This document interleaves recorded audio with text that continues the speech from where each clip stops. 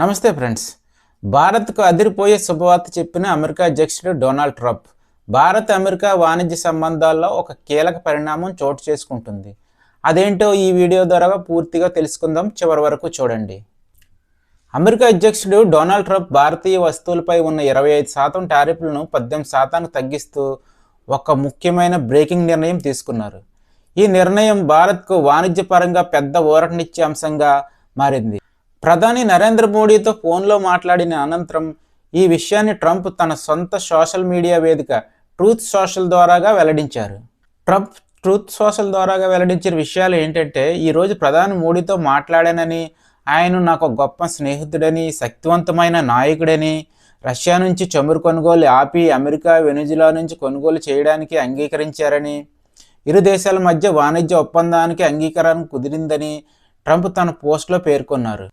భారత ప్రభుత్వం 2026-27 ఆర్థిక సంవత్సర బడ్జెట్ను ప్రవేశపెట్టిన మరుసటి రోజే ఈ కీలక ఫోన్ సంభాషణ జరగడం విశేషం. భారత వస్తువులపై అధిక టారిఫ్ల వల్ల ఎదురయ్యే అడ్డంకులను అధిగమించేందుకు ఆర్థిక మంత్రి నిర్మలా సీతారామన్ తాజా బడ్జెట్లో పలు చర్యలను ప్రతిపాదించిన విషయం మీ అందరికీ తెలిసిందే. ఇదే అంశంపై అంతకుముందు భారత్లోని అమెరికా రాయబారి సెర్గియో గోర్ ఎక్స్ వేదికగా స్పందించారు. ట్రంప్ మోదీ మధ్య ఫోన్ సంభాషణ జరిగిందని తెలిపారు. అయితే చర్చల వివరాలు వెల్లడించకుండా వేచి చూడండి అంటూ వ్యాఖ్యానించడం ఆసక్తికరంగా మారింది. ఇక మరోవైపు ట్రంప్ తన ట్రూత్ సోషల్లో ఇండియా గేట్ ఫోటోను షేర్ చేస్తూ దాన్ని అందమైన విజయ స్మారకం అంటూ ప్రశంసించడం కూడా ప్రాధాన్యం సంతరించుకుంది.